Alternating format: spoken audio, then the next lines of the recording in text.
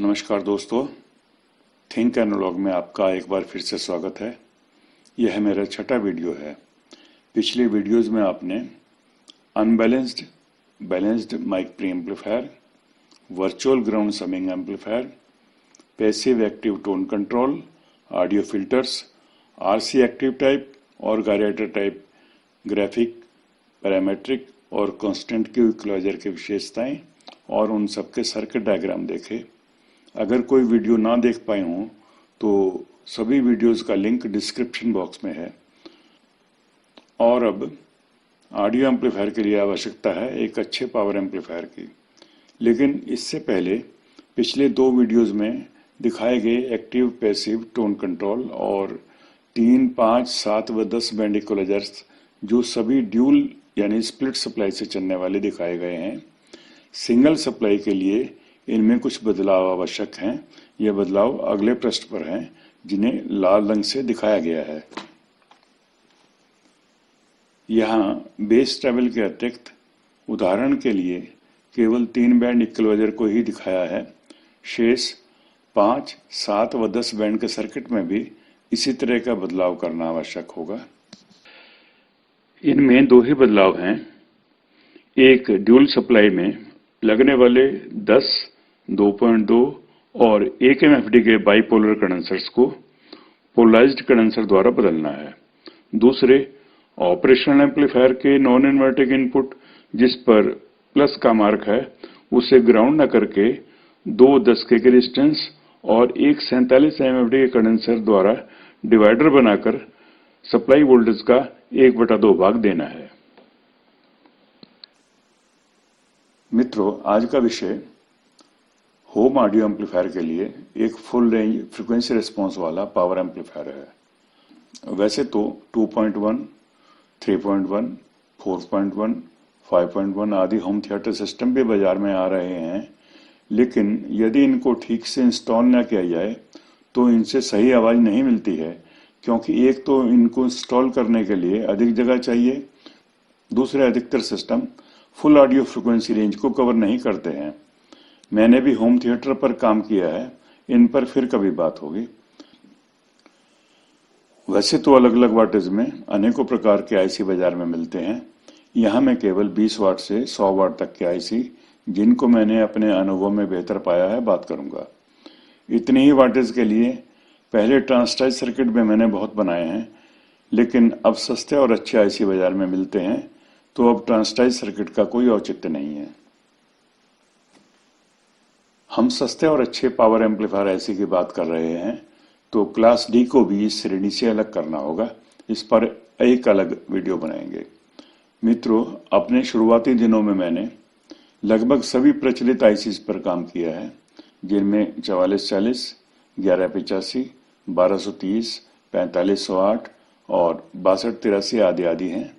1990 के आसपास मैंने टीडीए सीरीज के आईसीज का उपयोग करना शुरू किया, जिनमें speaker to ground, short circuit, over temperature और ओवर वोल्टेज प्रोटेक्शन होती है, जो पहले के किसी आईसी में नहीं होती थी। वह इनकी पावर एफिशिएंसी और फ्रीक्वेंसी रिस्पांस भी दूसरों से बेहतर है।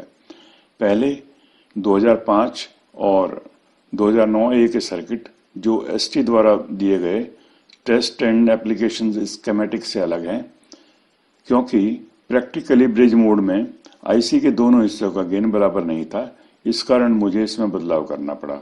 अगले चित्र में टीडीए 2005 और टीडीए 2009 ए के स्टीरियो और ब्रिज मोड दोनों सर्किट डायग्राम दिखाए गए हैं। हालांकि टीडीए 2005 और टीडीए 2009 ए दोनों ही 20 वाट के हैं, लेकिन बाकी के पैरामीटर्स अलग हैं। देखें चार्ट। दाहिनी तरफ है स्टीरियो मोड और बाईं तरफ है ब्रिज मोड के सर्किट। 2005 के पैरामीटर्स इस प्रकार हैं।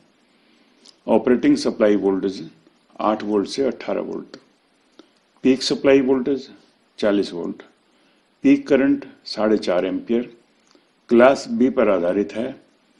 पावर आउटपुट 10% डिस्टॉर्शन और 14.4 वोल्ट की सप्लाई पर 4 ओम पर 20 वाट है और 3.2 ओम पर 22 वाट है। टोटल हार्मोनिक डिस्टॉर्शन 15 वाट तक 1% है। High frequency roll off 20 kilohertz और low frequency 40 hertz. Efficiency 20 watt तक 60% है। 18 वोल्ट से अधिक स्पीकर टू ग्राउंड और थर्मल शटडाउन की प्रोटेक्शन है। ड्यूल चैनल 10+10 वाट 2 ओम पर।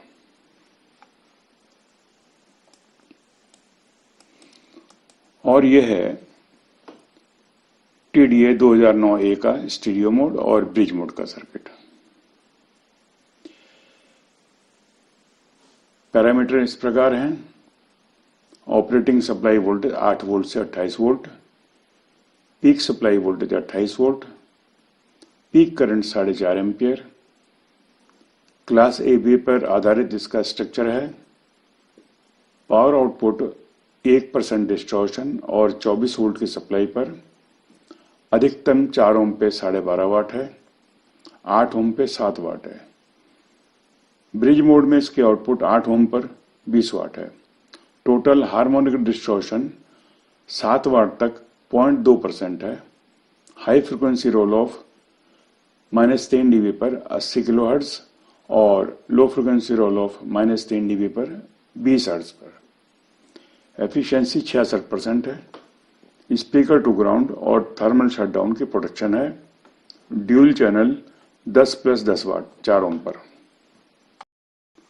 अगला आईसी TDA 2040 जिसके सिंगल आईसी की आउटपुट 30 वाट है और ब्रिज मोड में 2 आईसी की आउटपुट 60 वाट है। बहुतायत में प्रयोग होता है, इसलिए सस्ता भी है और रेस्पॉन्स भी ठीक है। यहाँ केवल स्प्लिट सप्लाई का ही सर्किट दे रहा हूँ क्योंकि इसमें इसकी लो फ्रीक्वेंसी रेस्पॉन्स भी अच्छी है और सस्ता भी रहता है। यह है इसके स्टीरियो और ब्रिज मोड के सर्किट।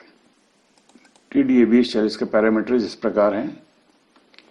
ऑपरेटिंग सप्लाई वोल्टेज ±4.5 से ±20 volt. Peak supply voltage 40 volt. Peak current 4 ampere. Structure इसका क्लास AB का स्ट्रक्चर है।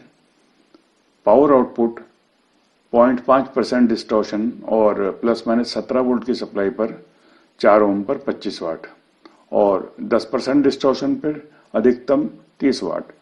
टोटल हार्मोनिक डिस्टॉर्शन 10 वाट तक 0.8% है। High frequency roll off 80 kilohertz और low frequency roll off 20 hertz. 66% efficiency के साथ speaker to ground और थर्मल शटडाउन की प्रोटेक्शन है। सिंगल चैनल 30 वाट है 4 ओम पर। TDA 2050 और 2052 जिनकी आउटपुट क्रमशः 35 व 40 वाट है। इनमें अधिक स्लीव रेट और कम THD के कारण 2050 अधिक अच्छा है। ब्रिज मोड में 70 वाट आउटपुट है और इसका रिस्पॉन्स भी बढ़िया है। ये हैं इन दोनों के स्टीरियो और ब्रिज मोड के सर्किट। पैरामीटर ऐसे हैं। ऑपरेटिंग सप्लाई वोल्टेज ±4.5 से ±25 volt. Peak supply voltage ±25 volt. Peak current 5 ampere. Class AB पर आधारित स्ट्रक्चर है। पावर आउटपुट 0.5% डिस्टॉर्शन और ±22 वोल्ट की सप्लाई पर 4 ओम पर 28 वाट और 10% डिस्टॉर्शन 35 वाट पर। Music output 50 watt. Total harmonic distortion 24 watt तक 0.5%। स्लीव रेट 8 वोल्ट पर microsecond. High frequency roll off 80 kilohertz और low frequency 20 hertz. 65% efficiency. Speaker to ground और थर्मल शटडाउन की प्रोटेक्शन। मोनो 35 वाट 4 ओम पर।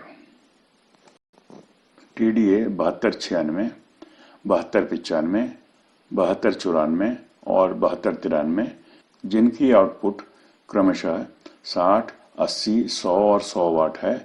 इन सभी में very low noise, low distortion, muting, stand by function, short circuit, over temperature protection है। High voltage पर चलने वाली बेहतरीन आईसी है। मैंने 7294 का उपयोग एम्पली स्पीकर के लिए किया था। बहुत अच्छे रिस्पॉन्स है। 7294 और 7293 की आउटपुट बराबर है। सप्लाई वोल्टेज और THD में अंतर है। ये सभी आईसीज थोड़ी महंगी हैं।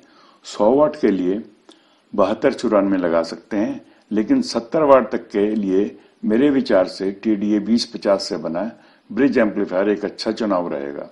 अगले पेज पर इन सभी आईसीज के पैरामीटर्स का तुलनात्मक चार्ट दिया गया है। वो उससे अगले पेज पर TDA 7294 का सर्किट डायग्राम है। यह है इन सभी का parameters chart. Operating supply voltage और वाटेज को छोड़कर बाकी लगभग सभी में सेम है। केवल 7293 की डिस्टॉर्शन थोड़ी सी अधिक है। 7296 की अधिकतम सप्लाई वोल्टेज 35। ये सभी क्लास AB पर आधारित हैं और पावर स्टेज DMOS पर आधारित है। सभी का स्लीव रेट 10 वोल्ट पर माइक्रोसेकंड है। High frequency roll off 20 kilohertz और लो फ्रिक्वेंसी 20 हर्ट्ज है। शॉर्ट सर्किट थर्मल शटडाउन सभी में है। डिस्टॉर्शन तीनों की 0.5% है। केवल 7293 की 1% है।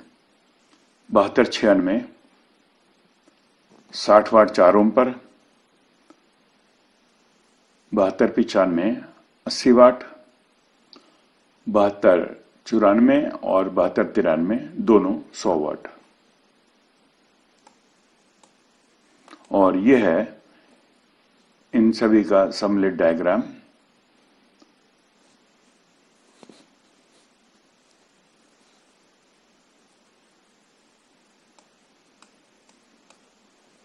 मित्रों, अभी तक बताए गए ऑडियो एम्पलीफायर के सभी भागों को मैंने भिन्न भिन्न ऑडियो सिस्टम्स में लगाया हुआ है।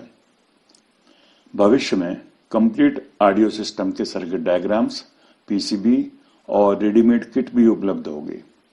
अब अगला वीडियो उस सोच यानी कॉन्सेप्ट पर होगा जिसने मुझे इस क्षेत्र में आगे बढ़ने की प्रेरणा दी। PA सिस्टम के सर्किट में वह निर्णायक बदलाव जिसका संकेत मैंने अपने सबसे पहले वीडियो में किया था। दोस्तों, सर्किट के जिस हिस्से को आपको समझना चाहिए मैंने वही विस्तार से आपको बताया है। बाकी को संक्षेप में बताने की कोशिश की है। मेरे यह काम करने का ढंग आपको पसंद आया हो तो कृपया इसे लाइक, शेयर व सब्सक्राइब अवश्य करें।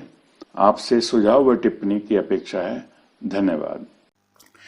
हाई क्वालिटी ऑडियो एम्पलीफायर और इससे संबंधित सर्किट्स में रुचि रखने वालों के लिए एक व्हाट्सएप ग्रुप भी है जिसमें मेरे द्वारा डिजाइन किए गए क्लास AB एम्पलीफायर व अन्य प्रकार के सर्किट PCB डिजाइन्स के PDF आप प्राप्त कर सकते हैं और इन्हीं से संबंधित अपने प्रश्नों के उत्तर भी पा सकते हैं।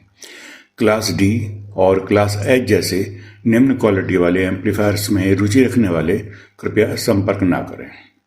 इस ग्रुप का सदस्यता शुल्क 100 रुपये प्रति माह या 1100 रुपये प्रति वर्ष है। अपनी सुविधा अनुसार मासिक या वार्षिक आप कैसे भी दे सकते हैं। जो इच्छुक हों वे यहाँ दिए गए गूगल पे QR कोड पर धनराशि जमा करके और व्हाट्सएप QR कोड को स्कैन करके think analog for you group के सदस्य बन सकते हैं। वीडियो देखने के लिए धन्यवाद।